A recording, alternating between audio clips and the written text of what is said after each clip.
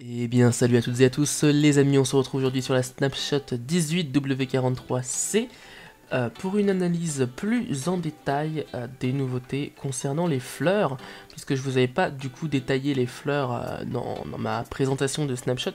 Je crois même que j'avais juste présenté les trois dernières fleurs là qu'ils ont rajoutées et puis j'avais plus rien dit d'autre. Du coup on va faire une analyse et beaucoup plus en détail. Du coup voilà, donc j'ai fait mes petites... voilà, j'ai un peu préparé le terrain avant. Du coup ça on y reviendra de côté, c'est les Suspicious 2, donc je vous les détaillerai beaucoup plus tard. Du coup on va tout de suite commencer par enfin voilà, les fleurs de base. Donc maintenant les fleurs du coup elles ont un colorant pour chaque fleur, quoi, du coup ces colorants que vous voyez si présents, donc déjà les Cocoa Beans ont été renommés en Cocoa. Du coup voilà, donc quand on les prend et qu'on fait ça, du coup ça nous donne un colorant de chaque, du coup voilà, un bleu et un marron. Du coup voilà. Ensuite, on va éviter de dire voilà aussi, j'ai remarqué ça, je disais beaucoup voilà dans mes vidéos, du coup on va éviter, on va essayer d'être en... Voilà, bref. Du coup, le cactus, le Sepicle qui donnent tous les deux des colorants verts, ça vous le saviez, mais bon, ça un peu moins. Voilà, même moi, je savais pas, je l'ai vu dans une vidéo d'Hermitcraft, il me semble, que du coup le Sepicle donnait du lime. Du coup, c'était une grande découverte pour moi. Du coup, peut-être que vous apprendrez ça aussi avec moi. Je ne sais pas. Du coup, ces deux petits colorants, ok. Ensuite, il y a les fleurs de base, bien sûr. Donc les fleurs de base qui donnent, elles, tous les colorants que vous connaissiez déjà, bien sûr. Et puis aussi, il y a du coup la Cornflower et la Lily of the Valley et la Wither Rose qui se posent sur n'importe quel bloc, soit dit en passant. Donc voilà, donc qui donne du coup un colorant bleu, un white dye et un petit black dye.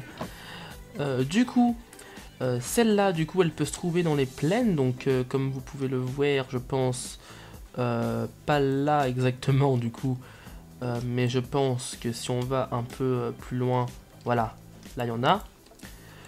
Du coup, voilà. La Lily of the Valley, elle se trouve du coup dans les Flower Forest. Voilà.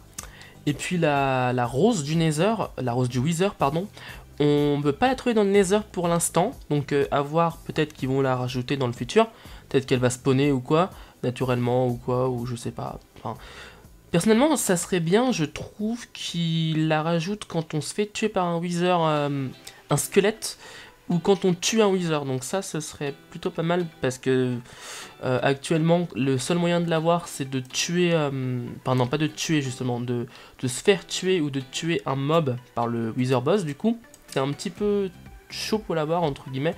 Moi je sais que pour Equal la saison 2 du coup ça va être un petit peu chaud étant donné la spécificité qu'on va se rajouter, donc je pense que on va faire un data pack ou quoi qui va permettre que les Wither en loot ou quoi, enfin voilà. Donc je pense qu'il y a toujours moyen après de gruger un peu sur les datapacks, etc. Donc pour je sais plus parler. Pour cela, du coup, on n'a pas de souci à se faire, je pense, voilà. Et donc, du coup, maintenant les amis, on va passer au Suspicious 2, donc la fonctionnalité que j'avais pas du tout présentée dans ma présentation de Snapshot. Donc les Suspicious 2 se craftent comme une soupe de champignons et vous rajoutez la fleur en question dedans, du coup. La Wither, la soupe de Wither, du coup, ça vous donnera un effet de Wither pendant 8 secondes. La Lily of the Valley, ça va vous donner un effet de poison. La Cornflower, oui c'est ça, ça va vous donner un effet de Jump Boost. La Oxydaisy, voilà, ça va vous donner un effet de régénération. La Rose, ça va vous donner un effet de Speed. La Dandelion, un effet de saturation, mais genre du saturation vraiment violent. Donc en soi, celle-là c'est pareil. Donc les deux là, donc celle-là c'est celle que vous pouvez trouver dans les marais, et celle-là, bah, voilà, vous la connaissez du coup. Ces deux-là, c'est vraiment les deux meilleurs que vous puissiez faire avec, avec les fleurs, puisque du coup, ça va vous donner de la saturation pendant... Enfin, ça va vous remonter tout de suite votre barre de saturation, et du coup, vous allez régénérer instant, quoi. Donc, c'est top en début de partie. Voilà. Donc, ensuite, l'allium, elle va vous donner Fire Resistance. Toutes les tulipes vous donneront de la faiblesse. Et l'azur bleuette va vous donner du blindness. Et puis du coup c'est bon, hein, c'est tout. Du coup on peut illustrer ça rapidement si on se passe en survie. Et puis qu'on va tranquillement perdre un petit peu de bouffe. Voilà, c'est bon. Hop. Par exemple, je ne sais pas, celle-là. Voilà, donc la saturation. C'est celle-là. Voilà, bon après, je crois que ça redonne 4 de base, 3 je sais plus, mais du coup comme vous pouvez le voir, ça m'a tout de suite redonné instant ma saturation du coup.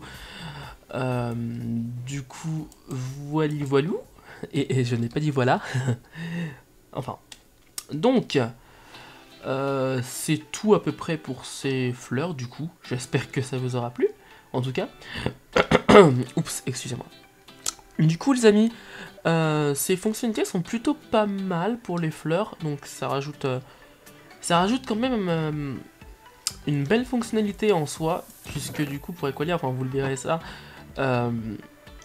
c'est vraiment pas mal en fait. C'est vraiment frustrant, parce que je ne peux pas vous dire pour l'instant quelle est la fonctionnalité mystère de Equalia saison 2, mais vous verrez, je pense que ça en vaut le coup, je pense, ça en vaut le détour. Du coup, si cette vidéo vous a plu, n'hésitez pas à liker, commenter et partager comme d'habitude. On se retrouve pour une prochaine vidéo. Sur ce, je vous dis à la prochaine, c'était Excel, ciao ciao.